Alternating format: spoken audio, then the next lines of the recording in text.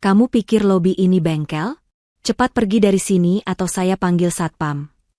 Hardikan pedas itu meluncur dari bibir seorang CEO cantik namun sombong, ditujukan kepada seorang teknisi IT yang dianggapnya rendahan. Dia tidak sadar, pria yang baru saja dia hina dengan tatapan jijik itu adalah musuh terbesarnya. Seorang investor miliarder yang sedang menyamar, yang memegang kendali untuk menghancurkan perusahaannya kapan saja. Selamat datang kembali di Ken Arok Productions. Kisah kali ini akan menguras emosi kita, tentang kesombongan yang membutakan mata dan cinta yang tumbuh di tempat yang tak terduga. Agar kami bisa terus bersemangat menyajikan cerita-cerita menarik lainnya, jangan lupa dukung kami dengan menekan tombol subscribe, like, dan berikan komentar terbaik Anda di bawah. Bagi yang sudah subscribe, kami doakan dari hati yang tulus. Semoga hidup Anda sekalian selalu dilimpahi rezeki yang berkah, diberikan kesehatan yang sempurna, kebahagiaan yang tiada henti, dan keberkahan dalam setiap langkah. Amin ya Rabbal Alamin. Boleh juga, tulis di kolom komentar, kalian sedang menonton cerita ini dari daerah mana saja? Insya Allah, doa baik kita semua hari ini bisa terkabul atas kehendak Tuhan Yang Maha Esa. Baiklah, mari kita mulai ceritanya. Langkah sepatu hak tinggi yang tajam dan berirama itu memecah keheningan lobi Anindita Tower.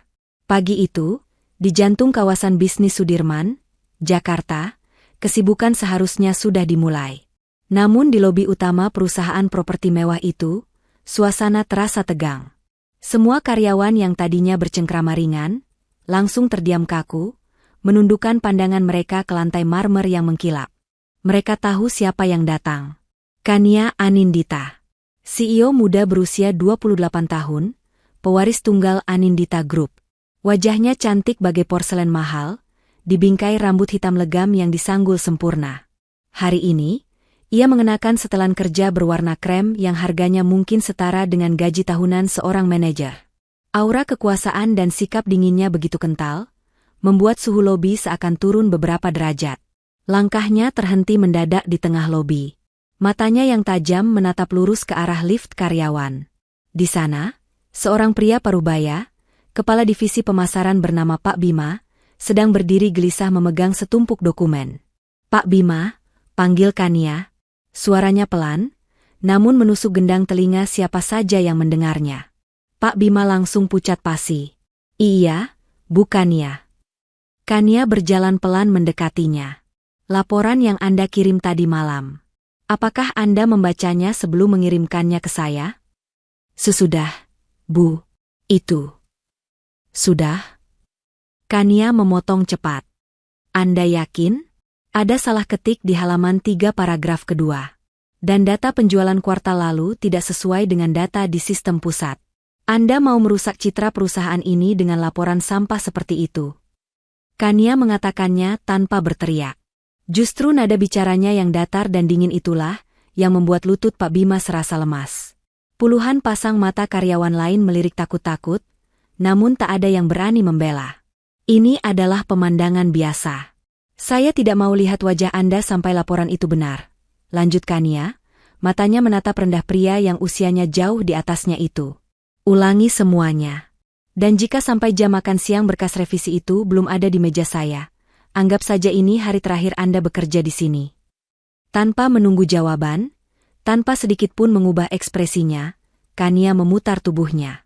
Ia berjalan anggun menuju lift pribadinya, meninggalkan Pak Bima yang gemetar menahan malu dan amarah di depan seluruh bawahannya.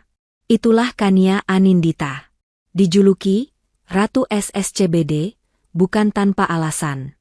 Baginya, kesempurnaan adalah harga mati. Tidak ada ruang untuk kesalahan, dan tidak ada toleransi untuk kelemahan. Dia membangun reputasinya di atas ketakutan karyawannya. Dia lupa bahwa semakin tinggi pohon menjulang, semakin kencang angin yang akan menerpanya. Dan angin itu, pagi ini, sudah mulai berhembus di dalam gedungnya sendiri. Kania melanjutkan langkahnya yang angkuh menuju lift pribadi, mengabaikan tatapan ngeri para karyawan di sekitarnya. Baginya, insiden tadi hanyalah pembersihan kecil untuk memulai hari. Ia tidak peduli pada Pak Bima, yang ia pedulikan hanyalah citra sempurna Anindita Group. Tepat saat ia hendak berbelok ke koridor khusus lift CEO, di balik pilar dekat meja resepsionis, seorang pria muda berjongkok.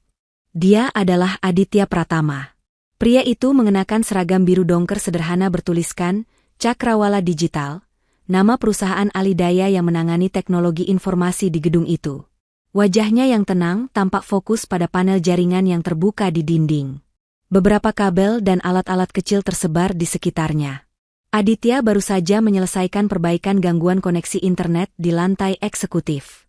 Ia merapikan kembali peralatannya ke dalam tas selempang kanvas yang sudah agak kusam. Di sisi lain, Kania berjalan cepat. Pikirannya sudah beralih ke rapat pemegang saham yang akan datang. Ia tidak memperhatikan ada orang yang sedang bekerja di jalur yang ia lewati. Aditya, setelah menutup panel, bergegas berdiri. Ia menyandang tas peralatannya dan memutar badan. Saat itulah tabrakan itu terjadi. Tubuh Aditya yang tegap langsung menghantam bahu Kania. Kania, yang tidak siap, terhuyung kaget. Namun bukan itu yang terburuk. Ponsel pintar edisi terbatas di genggaman Kania. Alat komandonya, pusat kendali bisnisnya, terlepas dari tangannya. Benda mahal itu seakan terbang dalam gerak lambat, sebelum akhirnya menghantam lantai marmer dengan suara retakan yang memilukan. Layar ponsel itu hancur berkeping-keping. Seluruh lobi yang tadinya sudah hening, kini terasa vakum. Tidak ada yang berani bernapas. Resepsionis di meja depan menutup mulutnya dengan ngeri. Satpam di pintu masuk mematung. Semua orang tahu apa yang akan terjadi. Kania membeku di tempatnya. Ia tidak langsung marah. Perlahan, sangat perlahan, ia menundukkan kepalanya, menatap serpihan kaca di lantai. Kemudian, matanya beralih ke sepatu kerja karet milik pria yang menabraknya. Tatapannya merayap naik, melewati celana kargo teknisi, seragam biru dongker, dan akhirnya berhenti di wajah Aditya. Aditya sendiri hanya berdiri diam, menatap Kania dengan ekspresi yang sulit diartikan. Tidak ada ketakutan di matanya, hanya ketenangan yang ganjil. "Anda?" desis Kania. Kemarahan yang sedingin es mulai menjalar di matanya. Pria ini, teknisi rendahan ini, bukan hanya menyentuhnya, tapi juga menghancurkan barang miliknya di depan semua karyawannya. Ini adalah penghinaan. Kemarahan Kania akhirnya meledak, namun bukan dalam bentuk teriakan. Seperti biasa, kemarahannya adalah es yang membakar. "Mata Anda di mana?" desisnya. Suaranya rendah, namun bergema di lobi yang senyap itu, membuat semua orang yang mendengarnya merinding. Ia menunjuk ke tas peralatan Aditya yang tergeletak di lantai, lalu ke seragamnya. "Kamu pikir lobi perusahaan saya ini bengkel?" Kania melangkah maju, tatapan matanya menghina, memindai Aditya dari ujung rambut sampai ujung sepatu. "Lihat apa yang kamu lakukan pada ponsel saya. Kamu tahu harganya? Gaji kamu setahun mungkin tidak cukup untuk menggantinya." Ini adalah penghinaan publik yang brutal. Kania sengaja melakukannya. Ia ingin menjadikan pria ini contoh, sama seperti yang ia lakukan pada Pak Bima. Ia ingin menegaskan siapa yang berkuasa di gedung ini. "Bawa peralatanmu dan cepat pergi dari sini," lanjut Kania, suaranya kini sedikit lebih keras, "atau saya panggil satpam untuk menyeretmu keluar." Seluruh lobi menahan napas, menunggu teknisi malang itu gemetar, meminta maaf, atau menangis. Tapi Aditya Pratama tidak melakukan semua itu. Dia hanya berdiri diam, membiarkan penghinaan Kania mengalir melewatinya. Lalu, dengan ketenangan yang sama sekali tidak pada tempatnya, dia menatap lurus ke mata Kania. Tatapan mereka bertemu. Mata Kania penuh api dingin. Mata Aditya tenang, dalam, dan setajam mata elang.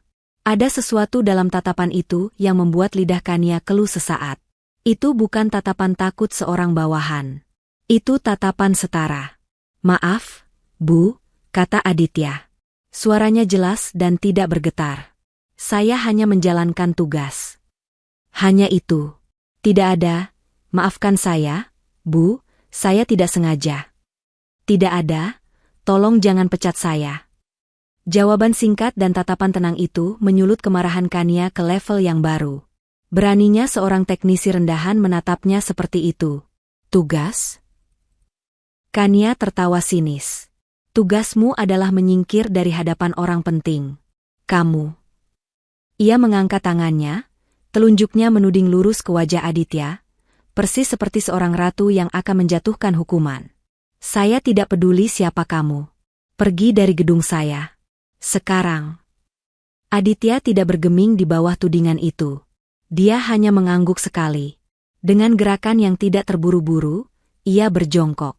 Kania mengira pria itu akan mengambil ponselnya yang hancur. Ternyata tidak.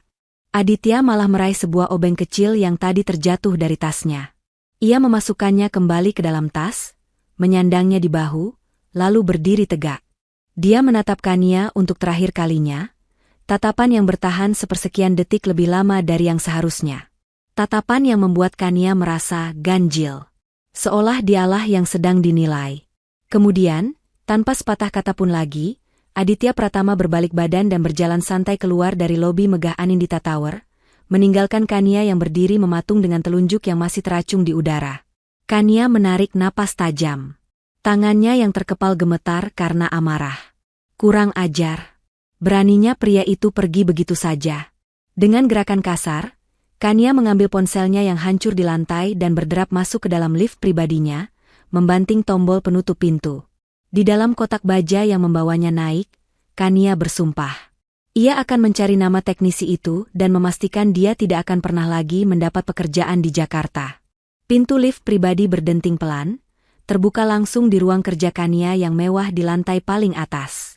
Ruangan itu begitu luas, dengan jendela kaca dari lantai ke langit-langit yang menyuguhkan pemandangan seluruh penjuru Jakarta. Kemarahan Kania atas insiden di lobi masih membara. Ia membanting ponselnya yang hancur ke atas meja kayu mahoni yang kokoh. "Dina," panggilnya lewat interkom, suaranya tajam. Asistennya, Dina, segera masuk dengan langkah cepat sambil membawa tablet. "Iya, bukannya?" "Cari tahu nama teknisi IT dari Cakrawala Digital yang ada di lobi tadi. Hubungi vendornya. Saya mau dia dipecat hari ini juga," perintah Kania tanpa basa-basi. "Baik, Bu. Akan segera saya laksanakan," jawab Dina, sudah terbiasa dengan ledakan amarah atasannya. "Dan, Bu, Pak Hardi dan tim keuangan sudah menunggu di ruang rapat." "Mengenai Nusantara Holdings," potong Kania.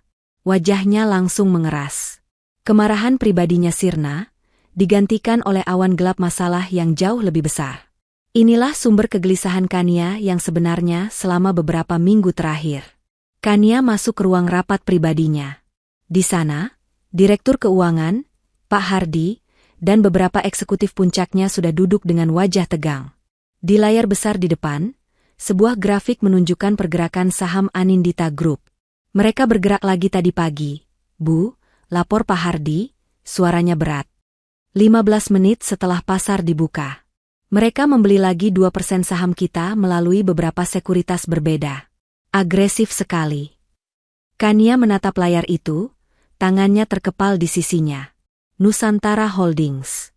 Sebuah nama yang muncul dari ketiadaan sebulan lalu. Sebuah grup investor misterius yang tidak ada seorang pun di Jakarta yang tahu siapa pemiliknya. Mereka tidak punya kantor yang jelas, tidak ada wajah pimpinan yang muncul di media. Mereka seperti hantu. Dan hantu ini sedang mencoba mengambil alih perusahaannya secara paksa.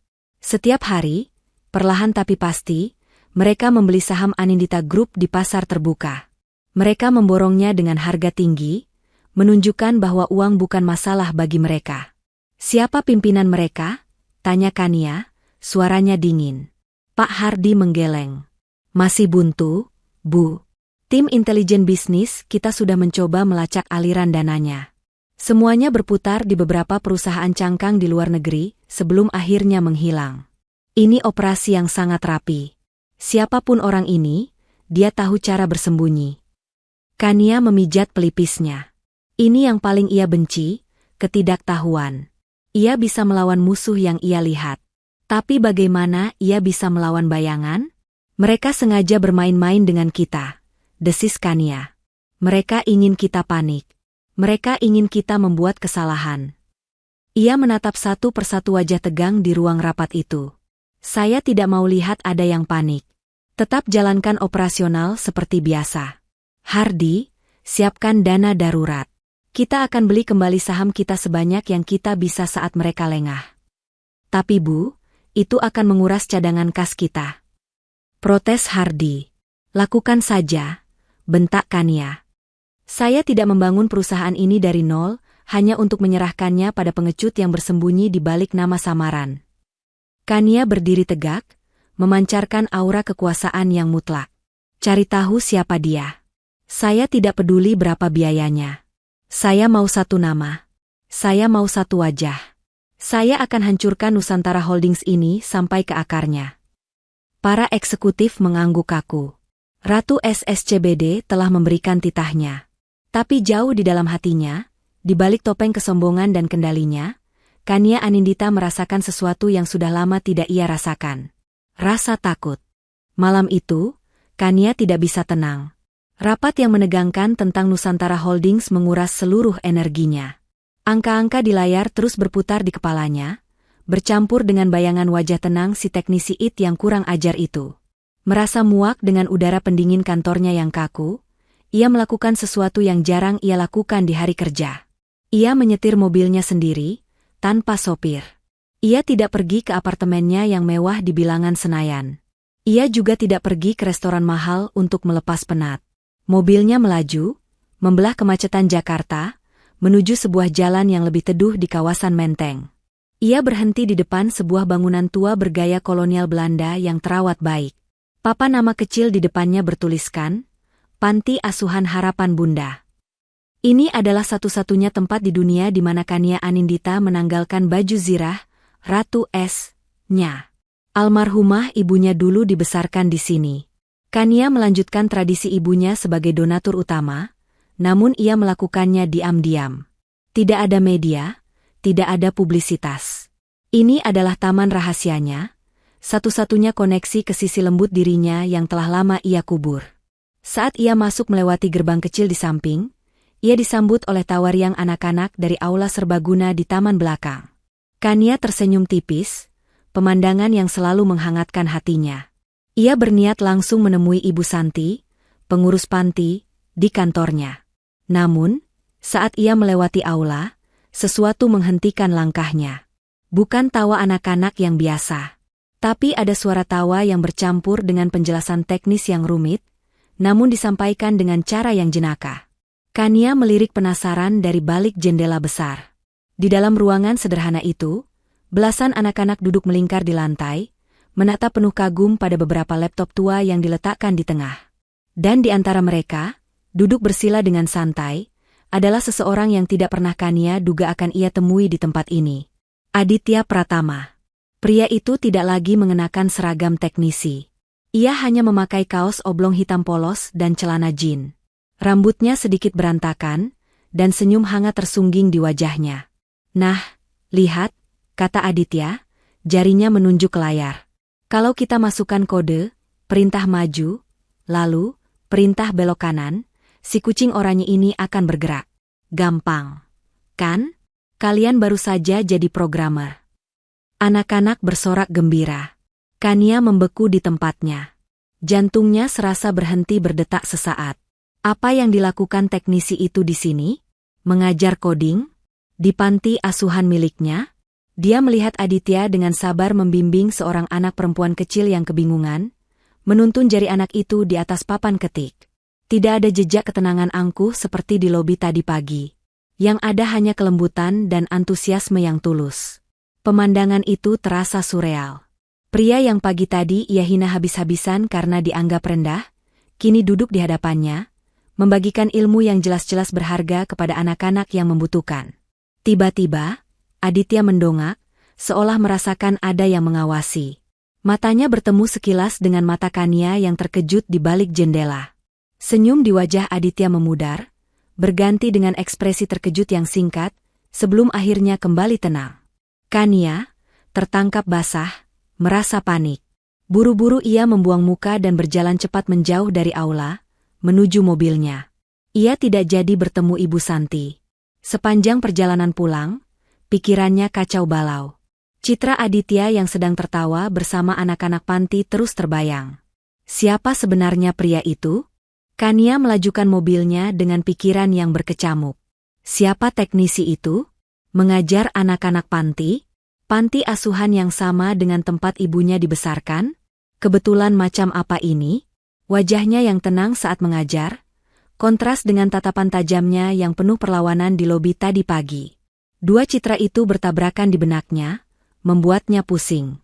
Karena pikirannya tidak fokus, ia salah mengambil jalan. Seharusnya ia mengambil jalan protokol yang ramai, tapi instingnya malah membawanya masuk ke jalan pintas yang lebih sepi dan remang-remang di antara gedung-gedung tua. Tepat di sebuah persimpangan sempit, sebuah mobil sedan hitam tiba-tiba melaju dari arah berlawanan dan berhenti melintang, memblokir jalannya. Kania menginjak rem mendadak. Jantungnya berdebar. Belum sempat ia memundurkan mobilnya, sebuah mobil lain berhenti rapat di belakangnya. Dia terjebak. Ini bukan perampokan biasa. Ini terencana. 4 orang pria berbadan tegap keluar dari kedua mobil. Mereka mengenakan penutup wajah dan membawa tongkat besi. Mereka tidak terlihat seperti perampok jalanan, mereka terlihat seperti orang suruhan. Kania panik. Ia segera mengunci semua pintu mobilnya, tangannya gemetar mencari ponsel barunya di dalam tas. Para pria itu tidak membuang waktu. 2 di antaranya mulai menggedor-gedor jendelanya dengan keras. "Keluar! Cepat keluar!" teriak salah satunya. Kaca mobil Kania yang anti peluru itu menahan beberapa pukulan pertama, tapi Kania tahu itu tidak akan bertahan lama. Jantungnya serasa mau copot. Di sinikah akhir dari segalanya?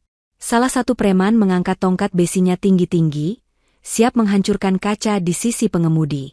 Tiba-tiba, dari kegelapan di belakang mobil, terdengar suara deru motor yang berhenti mendadak. Para preman itu menoleh, terganggu. "Siapa lagi itu? Urus dia," bentak pria yang tampaknya pimpinan mereka. 2 preman berbalik badan, berlari menghampiri sosok pengendara motor yang baru datang itu. Tapi mereka salah memilih lawan. Sosok itu bergerak lebih cepat. Dia turun dari motor bebeknya, melepaskan helm, dan dalam satu gerakan cair, ia menghindari pukulan tongkat pertama. Ia menyikut rahang preman pertama, membuatnya langsung terkapar. Preman kedua menyerang, tapi sosok itu menunduk, menangkap lengan si preman, dan memelintirnya dengan teknik kuncian yang brutal. Terdengar suara tulang bergeser. Semua terjadi dalam hitungan detik. Pimpinan preman dan 1 rekannya terbelalak kaget. Mereka meninggalkan mobil Kania dan berlari menyerang sosok itu bersamaan. Kania, dari dalam mobilnya yang terkunci, menatap ngeri pemandangan itu. Matanya membelalak. Dia kenal sosok itu. Itu Aditya Pratama. Teknisi IT yang tadi pagi ia hina. Pria yang tadi sore ia lihat mengajar anak-anak panti. Aditya bergerak dengan efisiensi yang menakutkan. Dia bukan berkelahi seperti preman pasar. Gerakannya terukur, tepat, dan melumpuhkan. Ia menghindar, memukul titik vital, dan dalam waktu kurang dari 1 menit, keempat pria berbadan tegap itu sudah tergeletak mengerang kesakitan di aspal. Melihat pemimpin mereka lumpuh, sisa preman yang masih bisa berdiri itu panik. Mereka tertatih-tatih masuk kembali ke mobil mereka dan tancap gas, kabur dari tempat itu. Hening. Di gang sempit itu, kini hanya tersisa mobil Kania yang terhalang, dan Aditya yang berdiri tenang di bawah lampu jalan yang remang-remang. Napasnya sedikit terengah, tapi ia tampak tidak terluka. Kania masih terduduk kaku di balik kemudi, tangannya gemetar hebat. Kaca di sampingnya sudah retak parah. Aditya berjalan mendekati sisi mobil Kania. Ia mengetuk pelan kaca yang retak itu. Kania tersentak. Dengan jari gemetar, ia menekan tombol untuk membuka kunci pintu. Aditya membuka pintu mobil. Wajahnya kini terlihat cemas. "Anda tidak apa-apa, bukan ya?" tanyanya. Suaranya tenang, seolah dia baru saja selesai memarkirkan motor. Kania hanya bisa menatapnya. Mulutnya terbuka, tapi tidak ada suara yang keluar. Pria yang sama. Teknisi yang ia hina. Relawan yang mengajar. Dan sekarang, seorang penyelamat dengan kemampuan bela diri yang mengerikan. Siapa? Siapa sebenarnya pria ini? Napas Kania tercekat di tenggorokannya. Ia mencoba menjawab pertanyaan Aditya. "Anda tidak apa-apa?" Tapi yang keluar hanyalah suara tertahan. Tangannya masih mencengkeram erat kemudi, buku-buku jarinya memutih. Aditya melihat kondisi Kania yang shock berat. Ia tidak bertanya lagi. Dengan gerakan cepat, ia memeriksa keadaan sekitar, memastikan para preman itu benar-benar sudah pergi. Gang sempit itu kembali sunyi, hanya menyisakan suara deru mobil dari jalan raya di kejauhan. Saya tinggal tidak jauh dari sini, kata Aditya, memberikan penjelasan singkat yang Kania tahu betul mungkin sebuah kebohongan. Saya mengenali mobil Anda saat mereka memblokirnya. Kania akhirnya berhasil menemukan suaranya, meski serak dan gemetar. Mereka siapa? Aditya bersandar sedikit ke pintu mobil yang terbuka, tatapannya kini berubah serius, lebih tajam dari yang Kania lihat di lobi. Ini bukan perampokan biasa, bukannya, ujarnya pelan. Mereka tidak tertarik dengan tas atau mobil Anda. Mereka di sini untuk melukai Anda. Untuk memberi peringatan.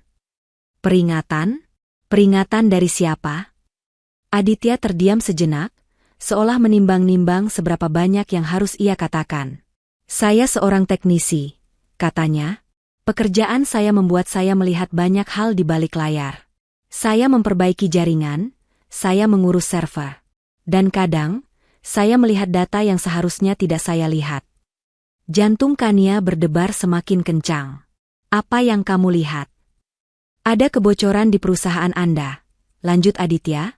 Suaranya kini seperti seorang analis, bukan teknisi. Seseorang di dalam Anindita Group telah mengakses data pribadi Anda. Jadwal Anda, rute pulang Anda, bahkan informasi mengenai panti asuhan yang Anda kunjungi malam ini. Kania merasa perutnya mual. Kunjungan ke panti asuhan adalah agenda pribadinya yang paling rahasia. Hanya asistennya, Dina, dan mungkin beberapa eksekutif puncak yang tahu kebiasaannya. Bahaya yang sebenarnya bukan di gang sempit ini, Bu, kata Aditya, matanya menatap lurus ke mata Kania yang ketakutan. Bahayanya ada di dalam kantor Anda sendiri. Di lingkaran terdekat Anda. Siapa? Desis Kania. Saya tidak punya nama, jawab Aditya. Saya hanya punya pola data. Ada aliran informasi yang tidak wajar keluar dari jaringan internal Anda, mengarah ke alamat IP yang terkait dengan salah satu pesaing utama Anda. Pesaing? Nusantara Holdings? Atau yang lain? Jangan percaya siapapun, kata Aditya tegas. Periksa orang-orang yang memiliki akses ke jadwal Anda. Untuk malam ini, Anda tidak aman. Kania menatap pria di hadapannya. Pria yang ia hina, yang ia coba pecat pagi tadi. Kini, pria ini tidak hanya menyelamatkan nyawanya, tapi juga memberinya kunci untuk menyelamatkan perusahaannya. Rasa malu, takut, dan utang budi bercampur aduk menjadi satu. Aditya sepertinya bisa membaca kebingungan Kania. Jalan ini sudah tidak aman. Saya akan mengantar Anda dengan motor saya sampai ke jalan raya utama. Ikuti saya dari belakang. Dari sana, langsung pulang dan jangan berhenti dimanapun. Perintahnya, nadanya tidak lagi seperti bawahan, melainkan seperti seorang pelindung. Kania, sang ratu SSCBD yang angkuh, untuk pertama kalinya dalam hidupnya, hanya bisa mengangguk patuh. Dia menyalakan mesin mobilnya yang masih gemetar. Aditya kembali ke motor bebeknya, menyalakannya, dan melaju pelan memimpin jalan keluar dari kegelapan. Kania mengikutinya. Matanya tidak lepas dari sosok pria berjaket sederhana di depannya, yang kini terlihat seperti benteng paling kokoh di Jakarta. Keesokan paginya, Kania Anindita tiba di lobi Anindita Tower. Para karyawan yang melihatnya, refleks menunduk seperti biasa. Tapi hari ini, ada yang berbeda. Sang Ratu S tidak lagi berjalan dengan dagu terangkat angkuh. Ia berjalan dengan kewaspadaan seekor singa betina yang terluka. Matanya tidak menatap lurus ke depan, melainkan melirik tajam ke segala penjuru. Ke satpam di pintu, ke resepsionis, ke setiap karyawan yang ia lewati.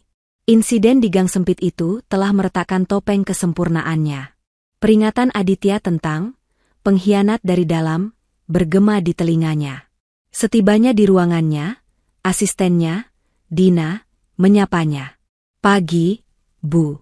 Saya sudah menyiapkan berkas untuk rapat jam 9. Dan, mengenai perintah Ibu kemarin untuk memecat teknisi dari Cakrawala Digital. Batalkan, potong Kania cepat. Dina terkejut. Tapi, Bu, dia sudah. Saya bilang batalkan. Suara Kania tegas, namun tidak semarah biasanya. Ia terbatuk pelan, mencari alasan. Ponsel itu, sudah diasuransikan. Saya tidak mau memperpanjang masalah kecil. Fokus kita adalah Nusantara Holdings. Baik, Bu, jawab Dina, bingung dengan perubahan sikap atasannya. Kania menatap Dina lekat-lekat. Siapa saja yang tahu saya pergi ke panti asuhan harapan Bunda tadi malam? Dina berpikir sejenak. Hanya saya, Bu. Agenda pribadi Anda selalu rahasia. Saya tidak membocorkannya kepada siapapun. Kania mengangguk kaku. Baik, kamu boleh pergi. Setelah Dina keluar, Kania termenung. Jika bukan Dina, berarti seseorang punya akses ke kalender digital pribadinya. Seseorang di level atas. Pikirannya langsung tertuju pada satu orang. Pak Dharma, sang direktur keuangan. Pria licik yang selama ini selalu tampak tenang. Namun Kania selalu merasa ada yang tidak beres dengannya. Dialah yang paling panik saat isu Nusantara Holdings mencuat. Dialah yang paling tahu seluk-beluk aliran dana perusahaan. Kania sadar, dia tidak bisa bergerak sendirian. Dia butuh mata dan telinga di tempat yang tidak bisa ia jangkau. Dia butuh seorang teknisi. Dia butuh Aditya. Tapi bagaimana cara menghubunginya tanpa menimbulkan kecurigaan? Kania menatap laptop canggih di atas mejanya. Dengan gerakan ragu, ia membungkuk ke bawah meja dan mencabut kabel jaringan dari portnya. Lalu, ia mematikan koneksi nirkabelnya. Ia menekan tombol intercom. Dina, laptop saya tidak bisa terhubung ke internet. Sama sekali. Panggil teknisi dari Cakrawala Digital. Teknisi internal kita bisa. Tidak, potong Kania. Panggil teknisi dari vendor yang kemarin memperbaiki server. Panggil pria yang kemarin ada di lobi. Saya yakin dia yang paling mengerti jaringannya. 20 menit kemudian, pintu ruangannya diketuk pelan. Aditya Pratama masuk, membawa tas peralatannya yang kusam. Dia mengenakan seragam biru dongkernya yang biasa. Dia terlihat persis seperti teknisi rendahan yang Kania hina kemarin. Kecuali matanya. Matanya masih setenang dan setajam elang. Selamat pagi, Bu Kania. Sapanya profesional, seolah tidak pernah terjadi apa-apa. Saya dengar ada masalah dengan jaringan Anda. Ruangan Kania yang berdinding kaca membuat mereka tidak bisa bicara bebas. Dina berdiri di meja kerjanya di luar, bisa melihat semua yang terjadi. Aditya berjalan ke meja Kania dan berjongkok di bawah meja, pura-pura memeriksa kabel. Kania ikut berjongkok sedikit, berpura-pura menunjukkan sesuatu. Tadi malam, bisik Kania cepat. Terima kasih. Aditya tidak menoleh. Tangannya sibuk menyentuh kabel-kabel. Kabel port Anda hanya kendor, Bu, katanya dengan suara normal, cukup keras untuk didengar orang di luar. Kania menggigit bibirnya, frustrasi. Saya butuh bantuanmu. Pria itu. Kelihatannya ada debu di sini, lanjut Aditya, masih dengan suara profesionalnya. Saya akan bersihkan dulu. Dia mendongak, menatap Kania sekilas. Tatapan matanya memberi peringatan, bukan di sini. Dinding bisa mendengar. Aditya kemudian berdiri. Dia mencolokkan kembali kabel yang tadi Kania cabut. Layar laptop Kania langsung menunjukkan ikon terhubung. Sudah beres, Bu, katanya. Hanya kabel yang tidak terpasang sempurna. Lain kali, pastikan didorong sampai berbunyi, klik. Dia mengatakannya persis seperti seorang teknisi yang sedang menggurui kliennya yang bodoh. Kania harus menahan diri untuk tidak tersinggung. Baik, jawab Kania kaku. Aditya mengangguk, membereskan peralatannya, dan berjalan ke pintu. Tepat sebelum ia keluar, ia berhenti sejenak, tanpa menoleh ke Kania. Saran saya, Bu, katanya pelan, sebaiknya Ibu rutin memeriksa keranjang sampah digital Ibu. Kadang, apa yang Ibu pikir sudah terhapus, sebenarnya masih ada di sana. Lalu dia pergi. Kania terdiam. Keranjang sampah? Maksudnya recycle bin? Apa itu petunjuk? Sepeninggal Aditya, Kania duduk terdiam di kursi kebesarannya. Keranjang sampah digital? Gumamnya. Pikirannya langsung bekerja. Tentu saja. Recycle bin di komputernya, dan folder, sampah, atau item terhapus, di emailnya. Dengan tangan yang sedikit gemetar, Bukan karena takut, tapi karena antisipasi, ia membuka program emailnya. Ia menavigasi ke folder, item terhapus. Ia jarang sekali memeriksa folder ini. Ia mulai menggulir. Ratusan email promosi, draft yang dibatalkan, undangan rapat yang sudah lewat. Awalnya tidak ada yang aneh. Lalu, matanya menangkap sesuatu. Sebuah email log sistem otomatis, terhapus 3 hari lalu. Subjeknya, notifikasi transfer data ukuran besar. Kania membukanya. Email itu adalah laporan teknis yang biasanya diabaikan oleh non-teknisi. Tapi isinya, jantung Kania berdebar. Laporan itu menunjukkan adanya transfer data sebesar puluhan gigabita dari server internal perusahaan yang diotorisasi oleh akun pengguna. Dharma_K, akun Direktur Keuangan Pak Dharma. Data itu dikirim ke sebuah alamat server eksternal yang tidak ia kenali. Aditya benar. Ini adalah bukti adanya aktivitas mencurigakan. Tapi Kania tahu, ini belum cukup kuat. Pak Dharma bisa dengan mudah berkelit. Dia bisa bilang itu adalah data cadangan, atau dia tidak sengaja melakukannya. Kania butuh bukti isi data yang dikirim itu. Dia frustrasi. Dia tahu ada pengkhianat, tapi dia tidak bisa menangkapnya. Dia butuh Aditya lagi. Tapi bagaimana? Dia tidak bisa terus-menerus merusak jaringannya sendiri. Matanya tertuju pada layar konferensi video super canggih yang menempel di dinding ruangannya. Sebuah ide nekat terlintas. 1 jam kemudian, Kania kembali memanggil Dina. Dina, layar presentasi saya tidak mau menyala. Gambarnya bergaris-garis. Panggil teknisi vendor itu lagi. Saya mau pria yang sama dengan yang tadi pagi.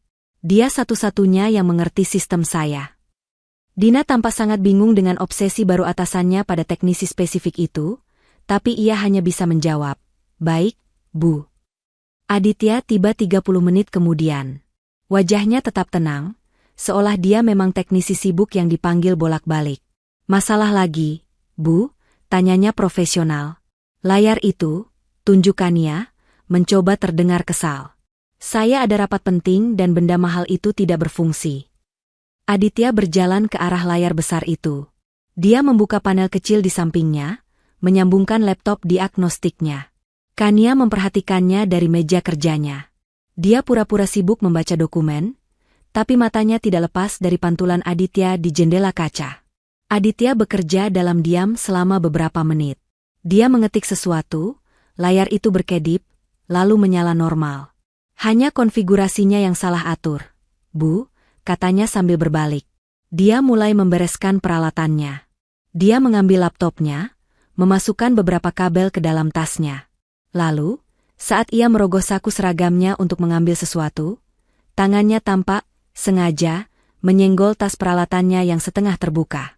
Beberapa benda kecil tumpah ke lantai karpet yang tebal. Sebuah obeng kecil, beberapa penutup kabel, dan sebuah flash disk hitam tanpa merek. "Ah, maaf, Bu," gumam Aditya. Dia berjongkok, dengan cepat memunguti barang-barangnya. Obeng masuk, penutup kabel masuk. Tapi flash disk itu, dengan gerakan yang sangat cepat dan nyaris tak terlihat, Aditya tidak mengambilnya. Malah, dengan punggung jarinya, ia menyentil flash disk itu pelan, membuatnya meluncur tanpa suara di atas karpet tebal, dan berhenti tepat di bawah mousepad di meja kerja Kania. Aditya berdiri, seolah tidak terjadi apa-apa. Sudah beres. Seharusnya tidak ada masalah lagi. "Terima kasih," kata Kania, suaranya tegang. Jantungnya berdebar kencang. Dia melihat dengan jelas apa yang baru saja terjadi. "Sama-sama. Semoga hari Anda lancar." Aditya mengangguk sekali, lalu berbalik dan keluar dari ruangan Kania. Pintu tertutup dengan bunyi, klik, pelan. Kania menunggu 5 detik penuh. Ruangan itu kembali hening. Perlahan, ia menggeser kursinya. Tangannya yang gemetar meraih ke bawah mousepad di atas mejanya. Jemarinya menyentuh benda plastik persegi panjang yang dingin itu. Dia menariknya keluar. Sebuah flash disk hitam polos. Ini dia.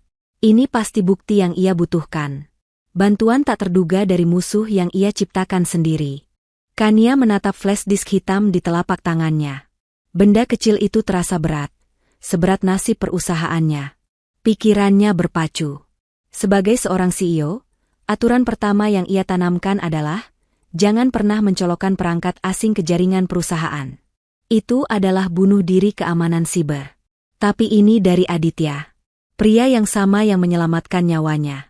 Pria yang sama yang memberinya petunjuk pertama. Dia mengambil risiko. Alih-alih menggunakan laptop kerjanya, Kania mengambil tablet pribadi yang tidak terhubung ke jaringan internal.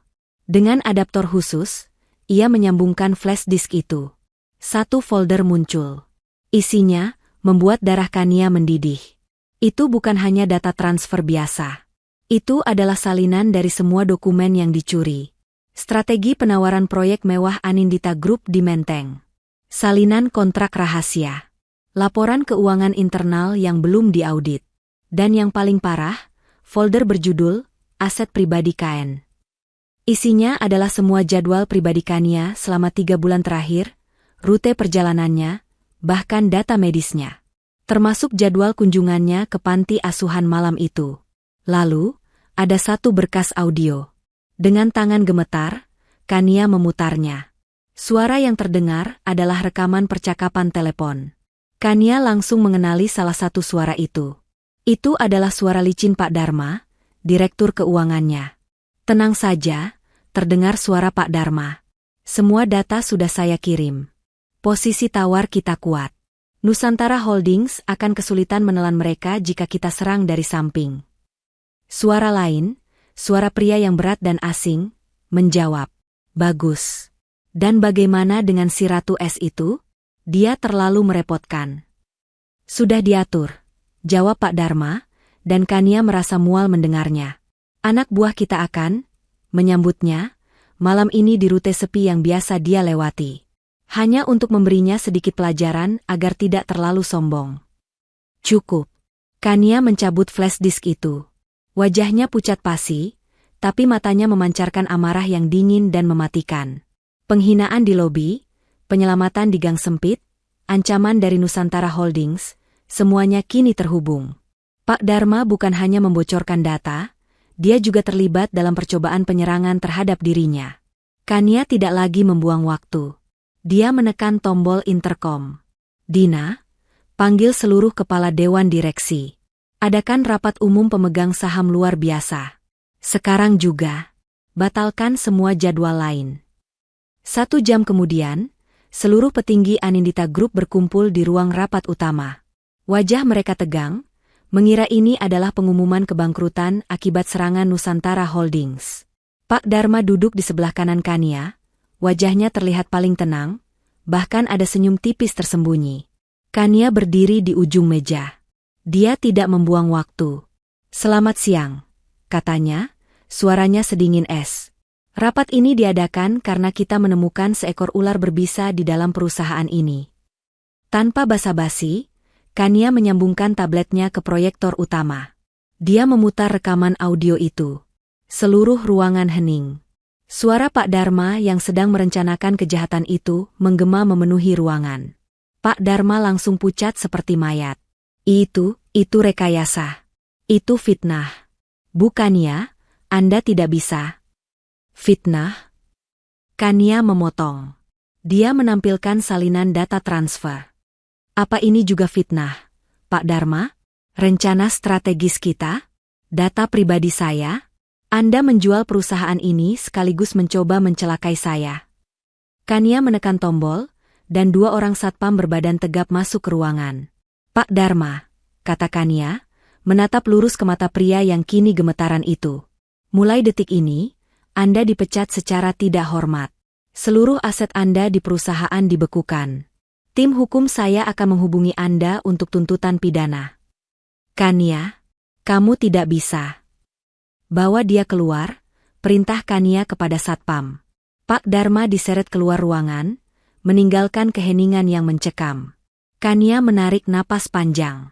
Satu musuh telah tumbang. Setelah rapat dibubarkan, Kania kembali ke ruangannya. Ada satu hal lagi yang harus ia lakukan. Dina, panggilnya lewat intercom. Hubungi vendor, Cakrawala Digital. Saya ingin bicara dengan teknisi bernama Aditya Pratama. Suruh dia ke ruangan saya. Saya ingin berterima kasih secara pribadi. Dina terdiam sesaat di ujung telepon. Maaf, Bu. Saya baru saja mau melaporkan. Pihak Cakrawala Digital baru saja menelepon. Teknisi bernama Aditya Pratama mengajukan pengunduran dirinya pagi tadi. Dia sudah tidak bekerja di sana lagi. Kania tertegun. Aditya menghilang. Lusa malam itu, Jakarta bermandikan cahaya. Mobil Kania berhenti di lobi privat sebuah menara yang menjulang, tempat restoran Langit Senja berada. Udara terasa dingin di ketinggian itu. Kania keluar dari mobil. Ia tidak lagi mengenakan setelan kerja yang kaku. Malam ini, ia memakai gaun malam sederhana namun sangat elegan berwarna biru tua. Rambutnya tergerai, riasannya sempurna. Ia mungkin datang untuk bernegosiasi, tapi ia memastikan ia datang dengan penampilan seorang pemenang. Seorang manajer restoran yang berpakaian necis sudah menunggunya. Selamat malam, Ibu Anindita. Kami sudah menantikan Anda. Mari, lewat sini. Tidak ada pertanyaan, tidak ada pemeriksaan.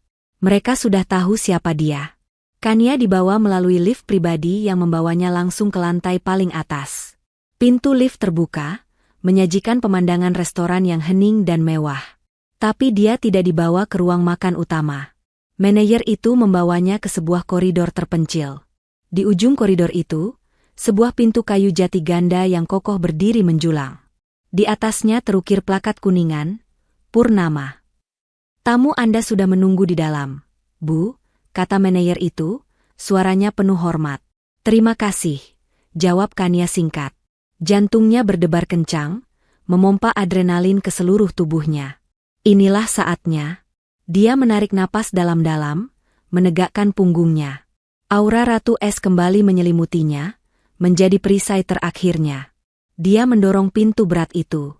Ruangan itu gelap, kontras dengan gemerlap lampu Jakarta yang tumpah ruah dari jendela kaca raksasa yang membentang dari lantai ke langit-langit. Hanya ada satu meja besar yang disiapkan untuk 2 orang, diterangi sebatang lilin. Dan di depan jendela itu, seperti yang dijanjikan, berdiri 1 orang. Seorang pria. Dia membelakanginya. Tangannya dimasukkan ke dalam saku celana, posturnya santai namun memancarkan otoritas penuh. Dia sedang menatap hamparan City Light Jakarta, seolah-olah kota itu adalah miliknya. Dia tidak menoleh saat Kania masuk. Kania berjalan perlahan di atas karpet tebal yang meredam suara langkahnya. Dia berhenti beberapa meter di belakang pria itu. Dia sudah siap.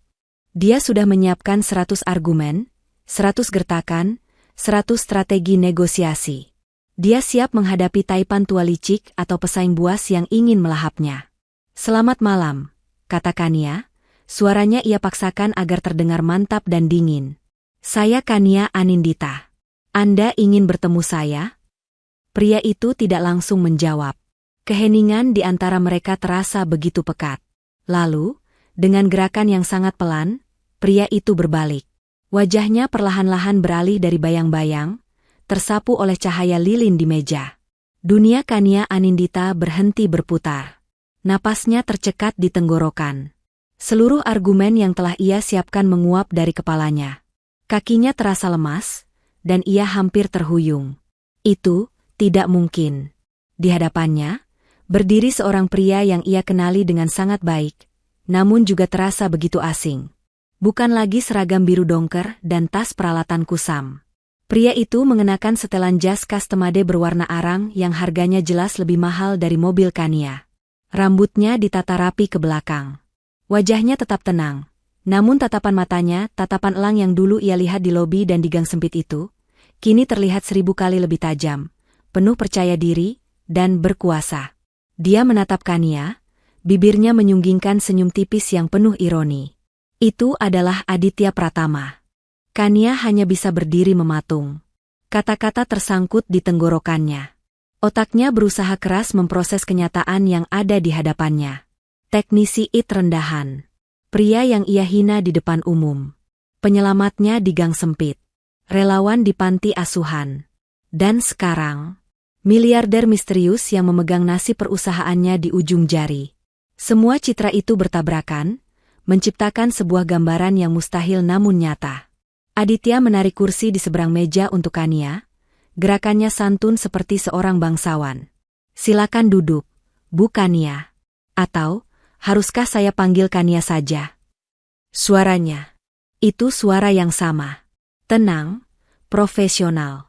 Tapi kini, nada suara itu tidak lagi menyeratkan kepatuhan seorang teknisi, melainkan otoritas seorang pemimpin. Kania, dengan langkah kaku seperti robot, berjalan dan duduk di kursi yang ditawarkan. Dia tidak bisa melepaskan pandangannya dari wajah Aditya. Kamu. Bisik Kania. Bagaimana ini mungkin? Aditya duduk di hadapannya. Cahaya lilin menyoroti wajahnya yang tenang. Sepertinya perkenalan resmi kita belum pernah terjadi, katanya. Dia mengulurkan tangannya di atas meja. Aditya Pratama, CEO dan pemilik tunggal Nusantara Holdings. Kania tidak menyambut uluran tangan itu. Tangannya terkepal erat di pangkuannya, gemetar. Menyamar? Tanya Kania, suaranya serak. Semua itu, seragam itu, kecelakaan di lobi, semuanya bohong? Tidak semuanya bohong, jawab Aditya, menarik kembali tangannya. Tabrakan di lobi itu murni kecelakaan. Saya memang tidak menduganya. Tapi itu memberi saya kesempatan berharga untuk melihat langsung karakter Anda. Karakter saya? Kania tertawa getir. Rasa malu kini membakar pipinya, jauh lebih panas daripada kemarahannya di lobi hari itu. Dia teringat kata-katanya sendiri, gaji kamu setahun mungkin tidak cukup untuk menggantinya.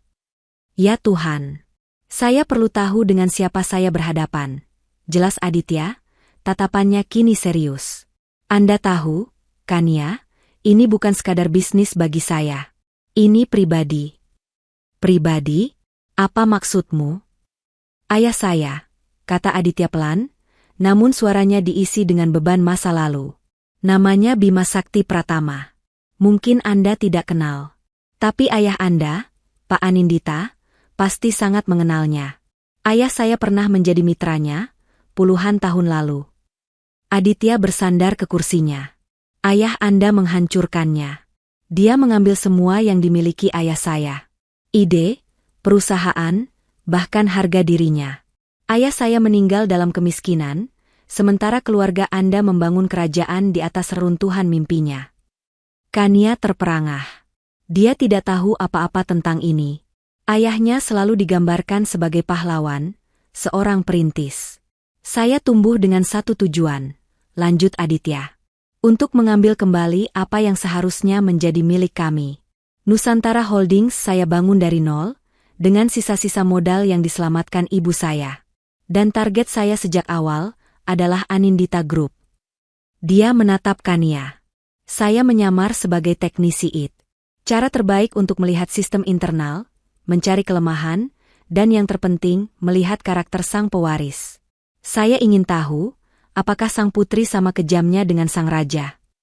Jadi, bisik Kania, kamu datang untuk balas dendam.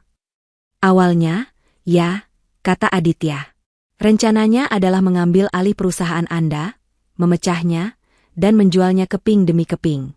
Persis seperti yang ayah Anda lakukan pada ayah saya. Aditya mencondongkan tubuhnya sedikit lebih dekat. Dan saya sudah punya cukup saham untuk melakukannya. Saya bisa menghancurkan Anda detik ini juga. Ancaman itu menggantung di udara, di antara denting pelan alat makan dari kejauhan dan keheningan di ruang VVIP, Purnama. Saya bisa menghancurkan Anda detik ini juga. Kata-kata Aditya menusukannya lebih tajam dari pisau manapun. Ini bukan lagi soal bisnis. Ini bukan lagi soal saham. Ini adalah penghakiman atas seluruh hidupnya, atas warisan keluarganya, dan atas kesombongannya sendiri. Bayangan ayahnya yang selama ini ia puja sebagai sosok sempurna, kini hancur berkeping-keping. Pria yang mengajarinya untuk selalu menjadi yang terkuat, ternyata membangun singgasananya di atas penderitaan orang lain. Di atas penderitaan ayah pria yang duduk di hadapannya ini. Lalu, Kania teringat wajahnya sendiri. Wajah angkuhnya di lobi. Dia teringat hinaannya. Gaji kamu setahun mungkin tidak cukup untuk menggantinya. Dia menghina seorang pria yang sedang dalam misi suci untuk menebus nama baik ayahnya. Dia menghina seorang pria yang Meskipun punya segala alasan untuk membencinya, tetap menyelamatkan nyawanya di gang sempit itu. Dia menghina seorang pria yang, alih-alih balas dendam secara buta, malah repot-repot menyamar untuk mencari tahu, apakah dia pantas dimaafkan. Dan Kania telah gagal dalam ujian itu. Dia telah membuktikan bahwa dia memang putri yang sama kejamnya dengan sang raja. Topeng Ratu Es yang ia kenakan seumur hidupnya mulai retak. Bukan karena ancaman kehilangan perusahaan. Dia sudah sering menghadapi ancaman bisnis. Tapi kali ini, dia hancur karena rasa malu. Dia malu atas perbuatan ayahnya. Dan dia jauh lebih malu atas perbuatannya sendiri. Kania menundukkan kepalanya. Bahunya yang biasanya tegap, kini terkulai. Dia menatap tangannya yang terkepal di pangkuannya. Air mata yang sudah sangat lama ia tahan, air mata yang ia anggap sebagai kelemahan, kini mulai menggenang di pelupuk matanya. Satu tetes jatuh ke atas gaun birunya yang mahal. Di panti asuhan. Bisik Kania, suaranya pecah. Kamu melihat saya di panti asuhan.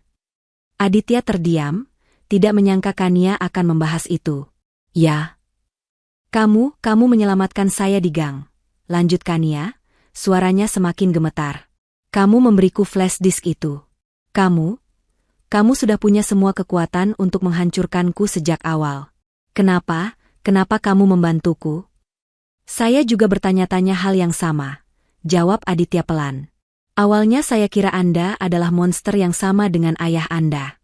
Tapi di panti asuhan, saya melihat Kania yang lain. Dan di gang sempit itu, saya tidak bisa membiarkan siapapun terluka, bahkan musuh saya. Kania akhirnya mengangkat wajahnya. Air mata kini mengalir di pipinya, merusak riasan sempurnanya. Dia tidak peduli. Dia menatap lurus ke mata Aditya. Tidak ada lagi kesombongan. Yang ada hanya penyesalan yang mendalam. Maaf, bisiknya. Saya minta maaf atas apa yang ayah saya lakukan pada ayah Anda. Saya tidak tahu. Saya sungguh tidak tahu. Dia menarik napas dalam-dalam, menelan rasa malunya. Dan saya minta maaf atas perlakuan saya di lobi. Tidak ada alasan untuk sikap saya. Tidak ada alasan untuk kata-kata saya. Itu menjijikkan. Saya menjijikkan. Kania Anindita, Ratu SSCBD, menangis di hadapan musuh terbesarnya. Dia pasrah. Dia tidak akan melawan lagi. Kamu benar, katanya, suaranya kini terdengar lelah. Lakukan apa yang harus kamu lakukan. Ambil perusahaannya. Hancurkan. Saya pantas kehilangannya. Ini adalah karma untuk keluarga saya. Keheningan memenuhi ruangan mewah itu. Hanya terdengar isak tangis Kania yang tertahan. Aditya menatap wanita di hadapannya. Wanita yang ia kenal sebagai Ratu Es yang angkuh, kini telah luluh, menunjukkan sisi rapuh yang tidak pernah ia duga. Permintaan maaf Kania begitu tulus. Pengakuannya begitu telak, hingga melampaui semua skenario yang telah Aditya siapkan. Dia telah menghabiskan separuh hidupnya merencanakan balas dendam ini. Dia membayangkan momen ini ribuan kali. Momen di mana dia akan melihat Kania Anindita hancur dan memohon di hadapannya. Sekarang, wanita itu memang hancur di hadapannya. Tapi Aditya tidak merasakan kepuasan. Dia justru merasakan sesuatu yang lain, sesuatu yang menggetarkan hatinya. Perlahan, senyum tipis yang tadi penuh ironi, kini berubah menjadi senyum yang lebih lembut. Butuh waktu 10 tahun untuk membangun Nusantara Holdings, kata Aditya pelan, memecah keheningan. Dan butuh 10 detik bagi Anda untuk meruntuhkan niat balas dendam saya. Kania mengangkat wajahnya yang basah oleh air mata, matanya dipenuhi kebingungan. Apa maksudmu? Aditya menggeleng pelan. Balas dendam tidak akan mengembalikan ayah saya, Kania. Dan saya sadar, saya tidak tertarik balas dendam. Dia mencondongkan tubuhnya, tatapannya kini melembut. Saat saya melihat Anda di panti asuhan malam itu, saya melihat sisi lain dari putri musuh saya. Anda tulus peduli pada mereka. Lalu, saya melihat keberanian Anda membersihkan perusahaan Anda sendiri. Anda melawan Pak Dharma tanpa ragu, bahkan sebelum Anda tahu saya ada di pihak Anda. Anda bukan sekadar bayangan ayah Anda. Anda adalah pemimpin yang tangguh. Aditya terdiam sejenak, lalu melanjutkan. Sistem keamanan data di perusahaan Anda buruk, katanya, kembali ke nada profesional seorang teknisi, namun dengan senyum kecil. Tapi pondasi bisnis properti Anda sangat kuat. Sementara saya punya teknologi dan jaringan modal yang tidak Anda miliki. Kania masih menatapnya, belum mengerti arah pembicaraan ini. Saya tidak ingin mengambil alih perusahaanmu, Kania, kata Aditya. Saya ingin aliansi strategis. Penggabungan usaha. Aditya Pratama kembali mengulurkan tangannya di atas meja. Tangan yang sama yang tadi ditolak Kania. Kita bisa membangun ini lebih besar. Jauh lebih besar dari yang bisa dibayangkan ayah Anda atau ayah saya. Bersama. Kania tertegun. Dia menatap uluran tangan itu, lalu menatap mata Aditya yang kini hangat dan penuh harap. Dia tidak ditawari kehancuran. Dia ditawari masa depan. Dia tidak kehilangan perusahaannya. Dia justru mendapatkan rekan sepadan yang selama ini tidak pernah ia miliki.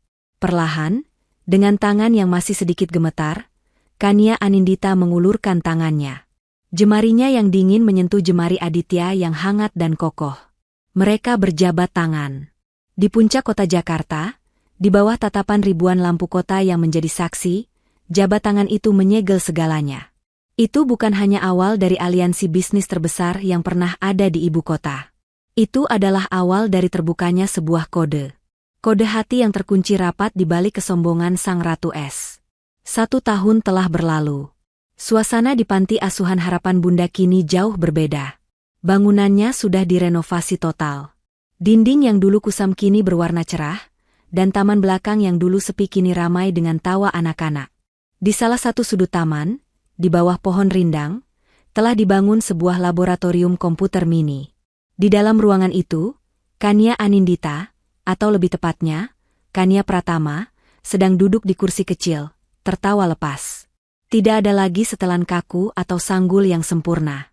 Ia mengenakan blus katun sederhana, dan rambutnya tergerai.